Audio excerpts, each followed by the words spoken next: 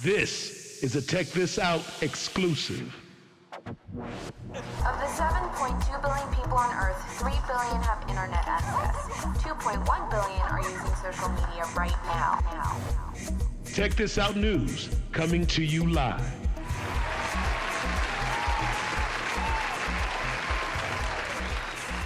Hello, Osei. How are you? How you doing there, sir? I'm doing good, Osei. You out in Cali? I'm moving and grooving out here in the Bay Area. Currently, I'm driving up University Avenue in Berkeley, or what we call Berkeley, which is Berkeley, California, home of the University of California. Oh, awesome. A wonderful, liberal city.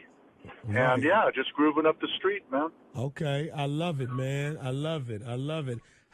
Tell me this, Dom. We're going to talk about California and how it became home to what many refer to as the best cannabis on earth. I second that, Osei. I second that, my brother. All right. I know that's right. Now, the perception of marijuana in the 40s was very conservative, obviously. It was only allowed in the music scene and, say, maybe in the black community. Can you elaborate on that, Dom, and give us some more insight? I would be happy to, Osei. Yeah, I was born in 49. So you got to we have to realize, put into context, everything evolves. Everything evolves from a time before, or a generation before, and perceptions are formed by generations before. So what we had, let's just go back into the 1890s in America. You know, cocaine was basically put in products like Coca-Cola. What the hell did you just say? It was sold over the counter, man. It was legal. Legal. So, doctors prescribed it. Women would come in with what they called women problems of whatever sort, whether it was neuroses or menstrual problems or depression problems, which they didn't probably have the word depression then, post-traumatic syndrome problems, whatever, marital problems, what have you, So doctors would prescribe a little pick-me-up. It was in cough syrup. You had opium and derivatives of opium and cough syrup. The 1890s were a feel-good time, right? And then you got into the, in the early 1900s, you had World War I, which stopped all that feel-good situation. The world was at peril. But then after that came the Roaring 20s. America was exhaling in the 20s after the devastation of the 19 teens, so to speak. And they wanted to have fun, and you had what they call the Roaring 20s, man. And the flapper girls, and this and that and the other, and people were drinking, partying. They were exhaling after that period of time that was so brutal, right? And then you come to the late 20s and the early 30s, the time of depression, economic depression in the United States. And they wanted to outlaw alcohol, prohibited alcohol, prohibition, and they did. It was an amendment, right, in the Constitution.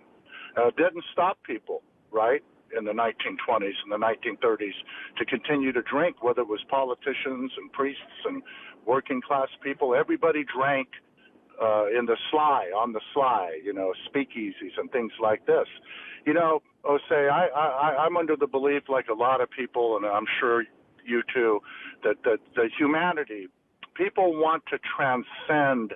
We have a natural desire to transcend the self, whether that's through alcohol, whether that's through marijuana, whether that's through opium, whether that's through magic mushrooms, LSD, whether it's through chanting, meditation, yoga, running marathons, whatever it might be to change that brain chemistry and to produce endorphins. That's what people want because of our existential dilemma that we're all in this world. You just wrinkled my brain, man. We want to peek into the soul, man. We want to pull back the veil.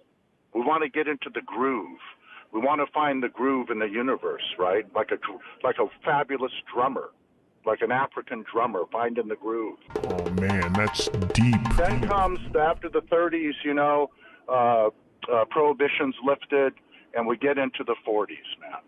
And so, marijuana had always been around, but typically in the 40s, people that were hip, they didn't use the word hip, H-I-P, they used the word hep, H-E-P. People that were hip, artists, musicians, jazz musicians, pimps, ladies of the street, anything like that, musicians, let's look at musicians in the 40s. Typically, musicians travel, right? They're on the road. Mm-hmm. When people are on the road, guess what? People meet other people, right? Yeah. People go listen to music to have a good time, man, to chill, you know. And along with that, you know, musicians have always had that thing about them where people want to be around them, that charisma. So people were constantly saying, hey, man, you know, you want to smoke some reefer, you know. You had Louis Armstrong, you know, New Orleans, man, and people like that. You know, you had the cats up in New York. I forget some of the names right now, but you know, those cats were were smoking muggles, and that was the term they used back in the day. You could look it up. Say it's called muggles, Muggles. You know, muggles. He's a viper. You know, that was a code name for he smokes weed. Nice. You know. And then you had the Viper Club in L.A. back in the day, in the 80s and the 90s and the 2000s, owned by Joaquin, who was it, River Phoenix or somebody died there. But, you know, the Viper Room. You know, so vipers were cats that smoked weed. Jazz musicians always were hip to that, man. You know, it put them in the groove. It transcended, right?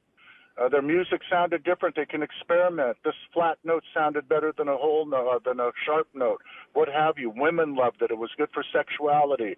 It was cool to partay. It was cool to relax. It was cool to chill. But with that came some very, very, very serious laws against, you know, marijuana. And let's think of the word marijuana. When I was a kid, it's, you know, used so much now, it's just like saying the word milk. Nobody says anything about it. But when I saw the word marijuana in the newspaper back in the day printed when I was a kid growing up in the 50s, it looked foreign, man. It looked evil. It looked dark. What is? I couldn't even pronounce it when I first saw it, man. What's marijuana? You know, so it always had that connotation. It came from a different country. It was underground. It was from different cultures, typically the black culture or the high white culture would smoke marijuana. You know, the cats that had information that traveled the world would come back. The blue bloods, the one percenters. Anybody that was adventurous in that group smoked weed too, because, you know, they traveled and they got turned on to it, right? So the middle classes and the lower middle classes and the people of color in the ghettos and the poor white people, you know, we weren't supposed to have it, right? It was against the law. They didn't want us to partake. Now that's fucked up. It was only, you know, musicians and artists and people of the night, people in the life, you know, gangsters, OGs, and you know, famous people, movie stars and actors. Robert Mitchum, the actor, got busted in the 50s. It was a big deal. They put his ass in jail, man, for smoking a joint. It was a big deal, you know. And so, you know, the laws were put into effect to keep white middle-class kids, I believe, from smoking the evil weed. Marijuana, the burning weed with its roots in hell. Because they felt along with the evil weed, like in the movie, the propaganda movie that you were telling me about this morning, Reefer Madness. You know, it would cause sexual deviation, and it would cause people to steal, and it would cause people to get together with black people. They wanted to keep the people separate, right? Races separate. So smoking marijuana crossed lines, didn't it? Yeah. It's a sharing drug. Yeah. You know, when you have marijuana, like they used to say back in the 60s, a friend with weed is a friend indeed. And so what did you do when you had marijuana? It's a social drug. You turned on the brother next door to you, man, a black man that maybe you wouldn't talk to if you're a white person back in the 40s. What did you do? Or the 50s? You invited him over, man. Have a glass of wine, listen to this new Dizzy Gillespie album, and let's smoke a little bit of reefer, man. You know, so it put people together. And the government didn't like that. And they saw problems arising. So they put laws in place to where only people on the edges of society were cool. They were cool with that. But once it started infiltrating white middle-class America, a no-no. Let me hear you say, that ain't right.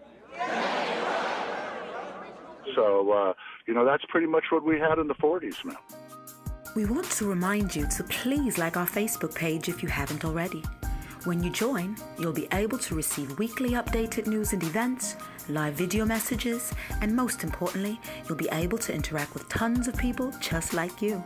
So go on that button on top of your Facebook page and give it a click, or interact with us on Instagram. Without each and every one of you, Tech This Out would not exist. We couldn't do it without you. Make sure to repost and share different things you see on our page. The more you share, the better. Be sure to watch previous shows on our YouTube channel, and please subscribe so that you can be notified when we post new content. We really want to connect and hear from you, so please don't hesitate to message us. And to find us online, please go to Tech This Out America on Facebook, Tech This Out on YouTube, Twitter, and all social media platforms. Get whole scope at techthisoutnews.com. We connect the streets.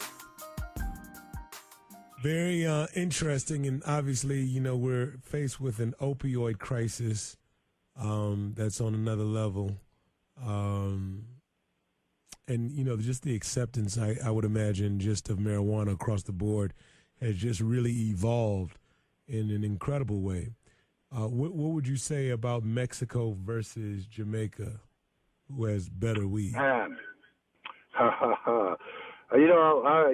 I'm just a man that was born in '49 and grew up in the late '50s and went to college and graduated from high school in the Bay Area, 20 minutes from San Francisco in 1967. You know what a magical year '67 was in the world. Flower power, you know, this, that, and the other. The Vietnam War was happening. A lot of stuff, a lot of dynamic stuff was happening. I graduated from college in San Francisco in '71. So I happened to be not in the forefront, but around the forefront, right?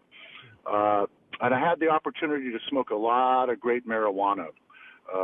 Typically in the '60s, most of the marijuana that was coming into us was in the beginning from Mexico. The Oaxacan strains, the Acapulco Golds. Okay, very seedy. It was sold by the kilo, 2.2 pounds. It wasn't sold by the eighth. It wasn't sold by the, you know, like you go into the dispensaries today and, oh, I want a quarter ounce and it's all this, that. Like you're going into the delicatessen to buy a quarter ounce or you know, an ounce of beef or something. It was done, even that was new and cool, you know, the kilogram, the kilo. And it was sold on the streets in a matchbox, in a diamond matchbox. I don't know what age you are, if you remember diamond matches in a box, and you take out a wooden match and you'd strike it. I've seen those. I saw those growing up. You know, my grandfather Well, was they were mechanic. everywhere, right? Because there were no disposable lighters at the time. At that time, lighters were big, beautiful artifacts that sat on somebody's coffee table. Mm-hmm. They were silver, or, you know, they were cool, but you couldn't put them in your pocket, so everybody used matches. The best matches are wooden matches because they don't go out in the wind, right? So a guy that smoked a pipe or a guy that smoked a cigar or women that smoked cigarettes, they used a match, and it was Diamond Match Company. It came out of a matchbox. Take all the matches out of a matchbox, fill that matchbox up with marijuana, and that's what was sold on the streets at the lowest common denominator, a matchbox. So we got weed from Mexico, Oaxacan, from the province, not a province in Mexico, but the region of Mexico called Oaxaca. And it was definitely a sativa. As I look back on it now, nobody knew the difference between indica and sativa. Those words were not uttered. If weed was weed, was weed. So this Oaxacan would come in very beautiful, you know, and very stony and very uplifting, and we'd laugh, and it was just a very cool mental, electrical, it was electric in the brain. And then, you know, you had the Acapulco Golds, man, that were just that. The bud was gold. It looked like the sun had kissed it. And you'd roll that up and smoke that. That had a little bit, that strain had a little bit different eye, but it was tasty, you know, and it was very delicious on its own way. The best weed I ever smoked from south of the border, and I only had it one time in my entire life, was Panama Red. Panama Red, obviously from Panama, and it was red like a brick. Brick red. Just gorgeous, right?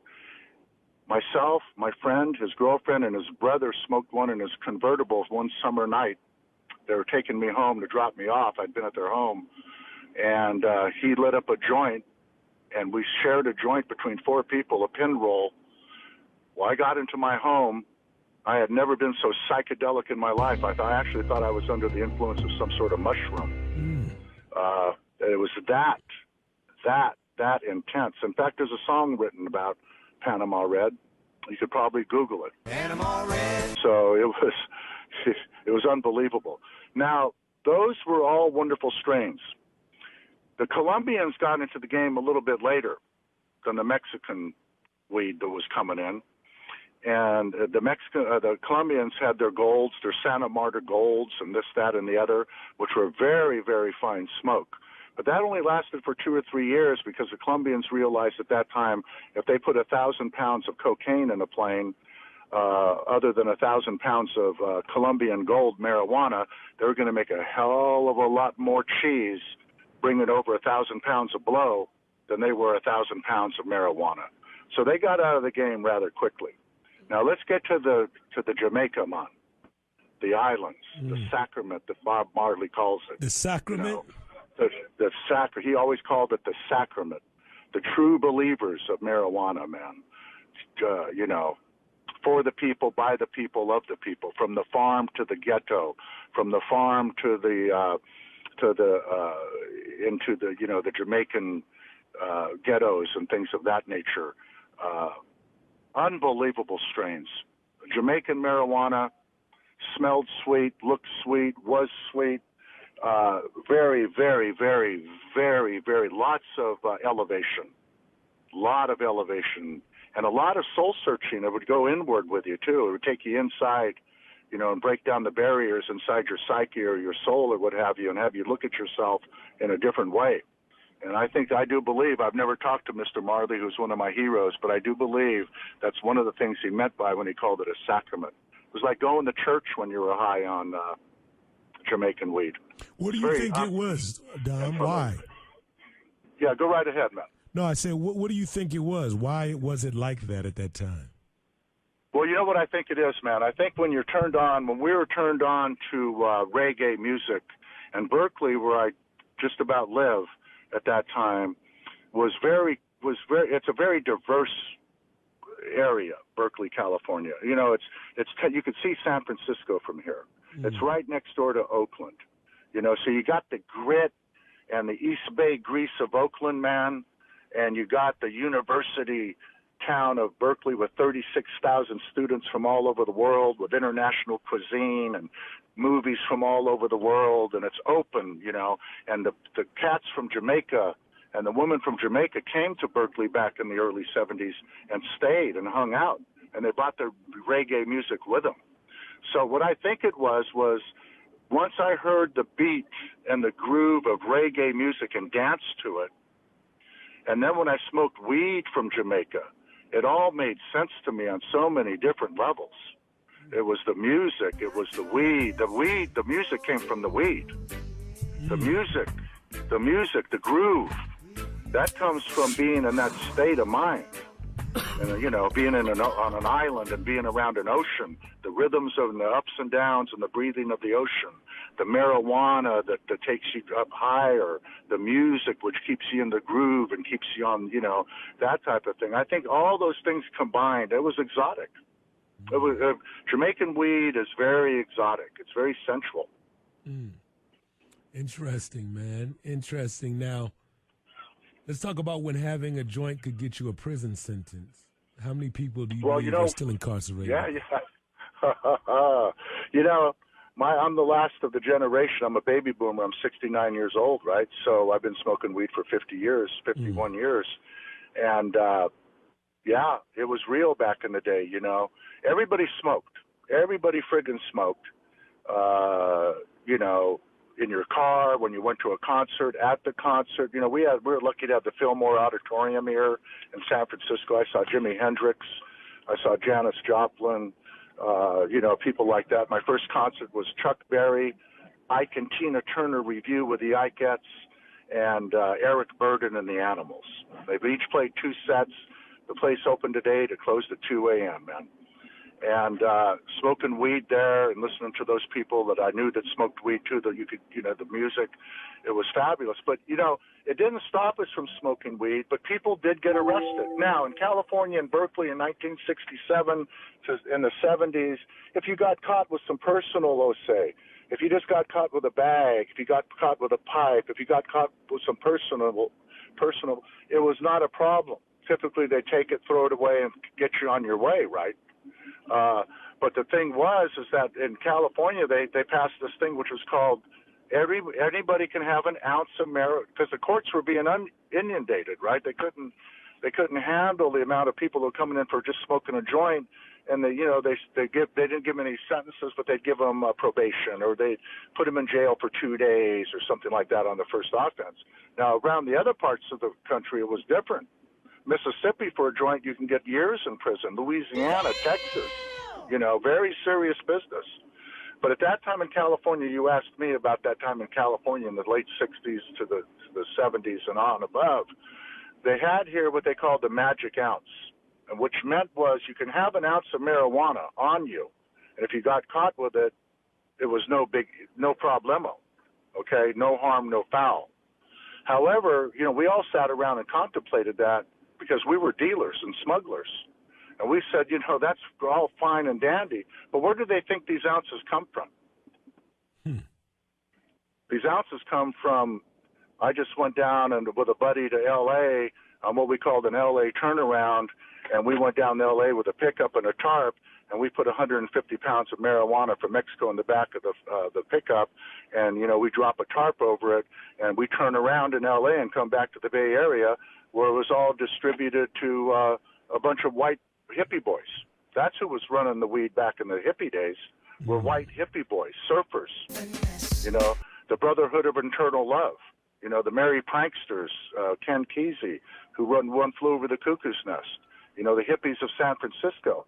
These were the cats that were on the hashish trail in the Far East that were bringing back Lebanese and Afghani hashish, where one hit would keep you stoned for 8 hours. Wait, what? 8 hours. Goddamn! Whoa. These are the guys that were taking chances. These were the guys that were taking surfboards over to Jamaica and surfing for a month or two, then hollowing out their surfboards and stuffing their surfboards with Jamaican weed and flying back to San Francisco, grabbing their surfboard from the airport, taking it home, opening up the surfboard, and out would fall 20 or 25 pounds of Jamaican. So it was a white, hippie, young, college-bound cat that wanted to make a little bit of bread, that loved the life, that loved traveling, that loved the adventure of screwing the man over, that loved meeting exotic women in exotic places, that smoking the finest marijuana, that was bringing this stuff back into the Bay Area. Now, if you were to get caught back in the Bay Area with a load, oh yeah, you're facing prison time. As a matter of fact, in 1993, my number in California is H70195. In 93, I got busted with 13 pounds of marijuana from Humboldt County. First-time offender. Never been busted in my life. Never had a record, right? They gave me 2 years in San Quentin. Holy shit. Yes, in 1993.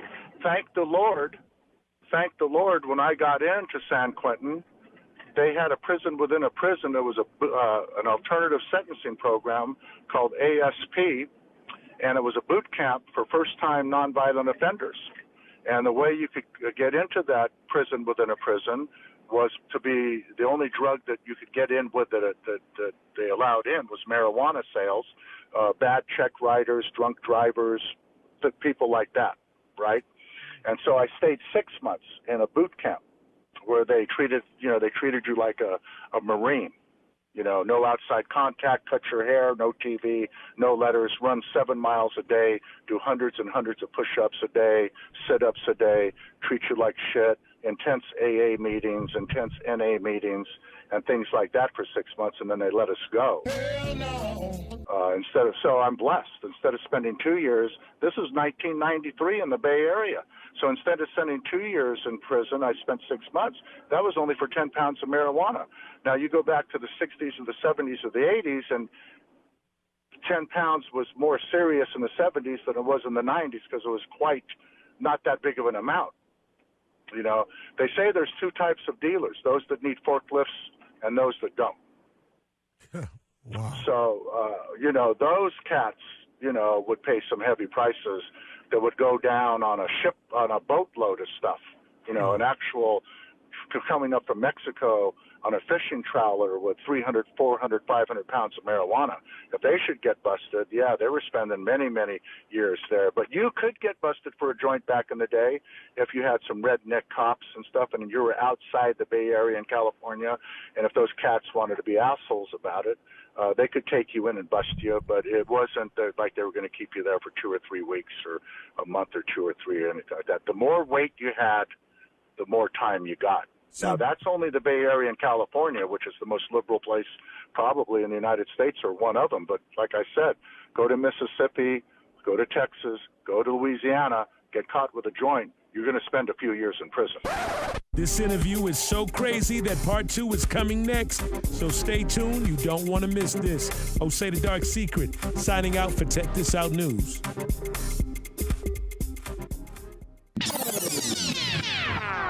Check this out, America. We connect the streets.